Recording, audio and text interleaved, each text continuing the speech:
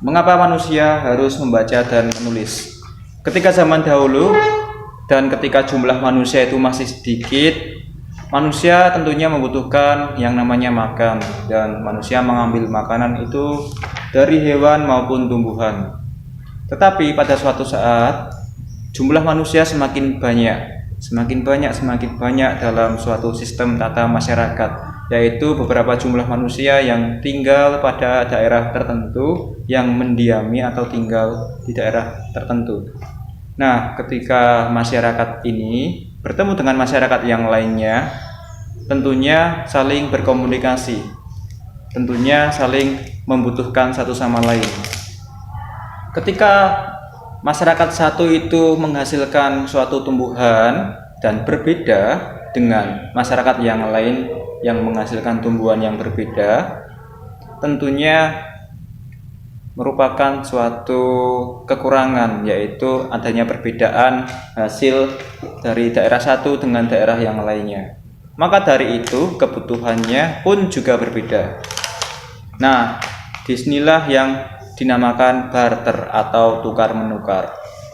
Misalnya gandum ditukar dengan ikan, atau ikan ditukar dengan gandum dan sebaliknya, ataupun beras ditukar dengan ketela, ditukar dengan kentang dan lain sebagainya.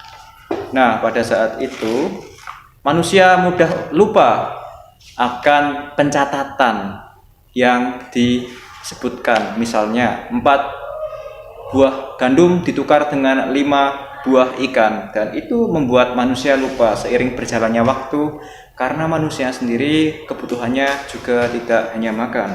Manusia pada zaman itu membutuhkan perlindungan yang namanya rumah, dan manusia pada saat itu juga mempunyai kepentingan yang lain selain berburu, mencari makan, dan mempertahankan kehidupan. Kepentingan untuk mempertahankan hidup dari kondisi alam yang ekstrim pada daerah tertentu.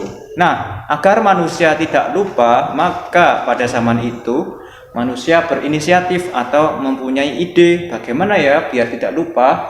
Pada zaman itu belum ditemukan kertas, dan tulisan pada saat itu menulisnya dengan cara dipahat, belum menulis memakai bolpen seperti saat sekarang ini, belum ditemukan pena atau pulpen. Pada saat itu menulisnya dengan cara memahat batu tersebut, yang tercatat dalam sejarah yaitu dinamakan kusim, menukarkan jelai dengan komoditas yang lain.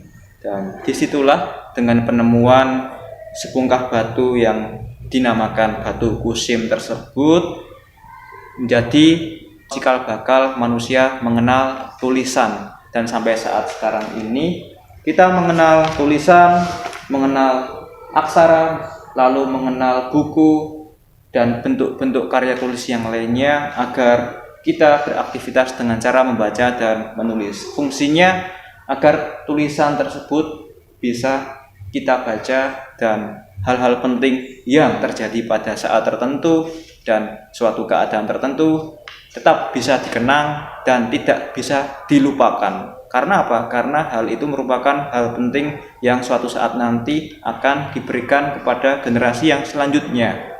Dengan apa? Dengan mencatat itu tadi. Jangan lupakan dan ayo kita laksanakan perintah dari Bapak Ibu Guru tentang pentingnya membaca dan menulis. Kalau kita jarang membaca dan menulis, hidup kita akan terasa hampa karena kita tidak mengenal atau tidak berinteraksi dengan orang lain melalui tulisan tersebut. Kalaupun kita berkomunikasi secara verbal atau secara biasa atau secara lisan tanpa adanya tulisan, hal tersebut juga akan terasa hampa karena manusia mempunyai kekurangan, yaitu manusia mudah untuk lupa. Makanya agar manusia tetap bisa mengingat hal-hal penting, diperlukan suatu aktivitas yang namanya dokumentasi atau